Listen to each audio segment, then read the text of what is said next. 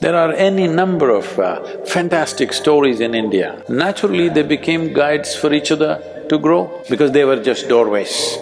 Then you see your destiny starts organizing itself in that direction.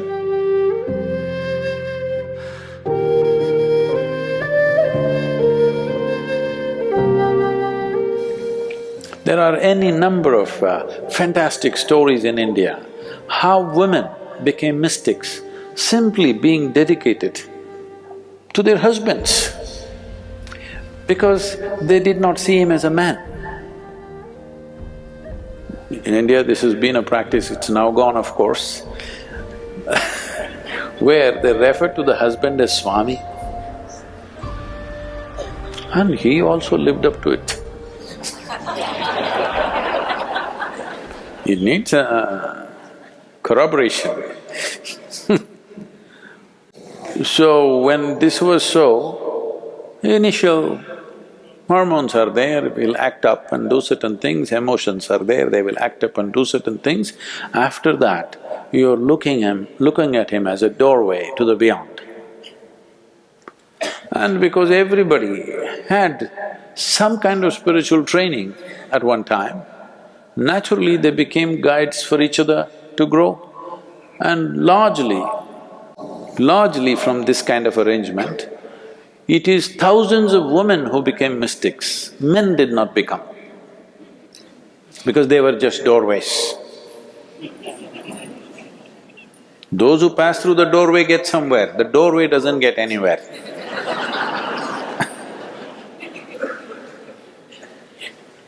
The doorway is there only, people come and go, isn't it?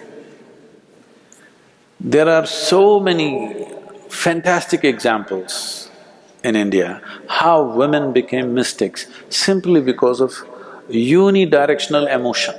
Simply one, did not even, alter for a moment. See, because of this nature of this education that you've been through, you believe you can focus your mind on something, but you cannot, isn't it? Hello? Yes. Can you keep your mind focused either on me or your husband or your wife or your children or your God or whatever, or even on your business or money? Can you keep your mind totally focused for 24 hours? Hello? No. So, this is the nature of your intellect right now. So if you want to train this intellect that it can stay like this for long periods of time, that's fantastic, that'll need lots of work. But your emotion is capable of like that. There have been times in your life when you're emotionally very strong with somebody, 24 hours, only that, isn't it so? Has it happened or no? So you're more emotionally competent than intellectually competent. I'm just trying to put it gently across to you.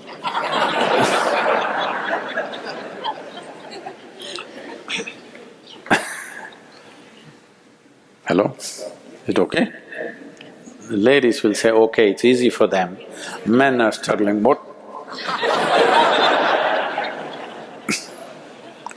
Whether you're a man or a woman, this is true for you, look at it and see. Maybe your love is not focused, but your anger at least is focused. That is an emotion. If you look at the temperature or the intensity, how many moments of your life have you known that kind of thought which is burning hot intensity? But you've seen such emotions, isn't it? Hello? Easier to crank up the intensity of your emotion than to crank up the intensity of your intellect, because that takes a lot of work. Maintaining intensity of intellect takes enormous amount of work. The problem on the spiritual path is just this. You are focused like this, then you see your destiny starts organizing itself in that direction, then you become like this, then you become like this, then you become like this. Then it starts dismantling itself. Every one of you who have come to inner engineering program have experienced this at some moment, that when you came to the program, suddenly it looked like your life was on a trajectory, boom. But then you slowly distracted yourself, it dismantles itself. You need to understand, when you set a trajectory, you should stay if you want to fly. If you do this, anyway this way all of us are going. Hello? Now everybody thinks they're going like this. There's no proof for that. For this there is proof. Yes or no? Do you have proof that you're going up? No. There is proof that you will definitely go down, unless you are one of those who can afford to be buried in Mars.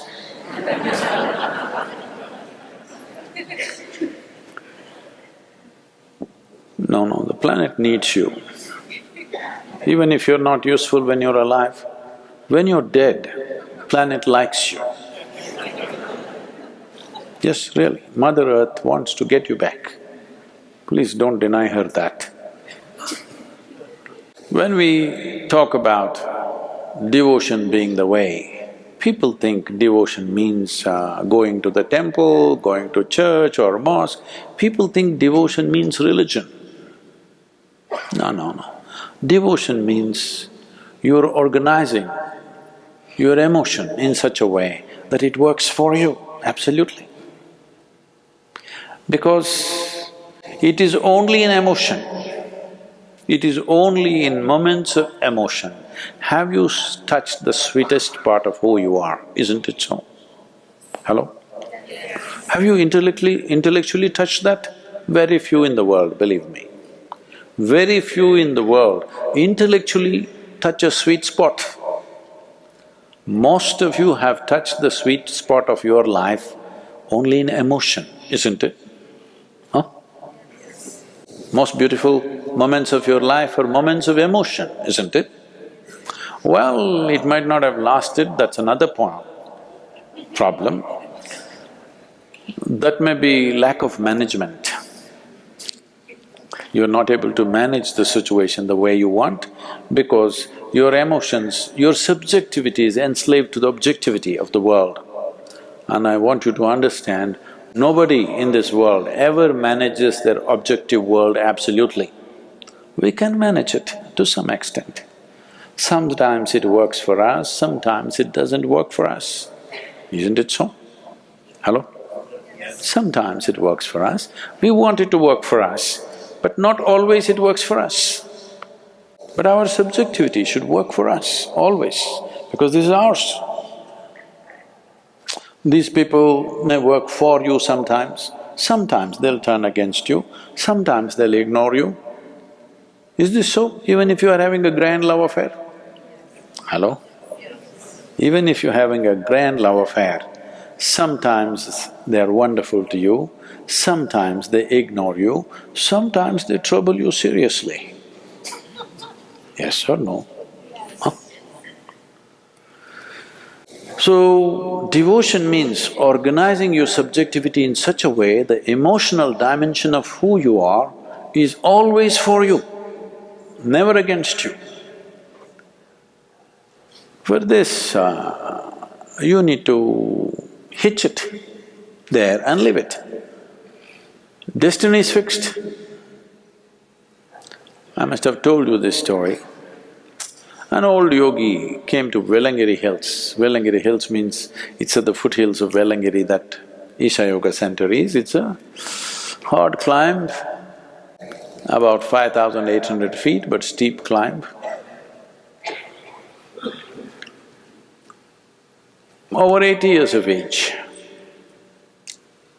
Slowly he was wanting to climb the hill to go up because there is a sacred space up there.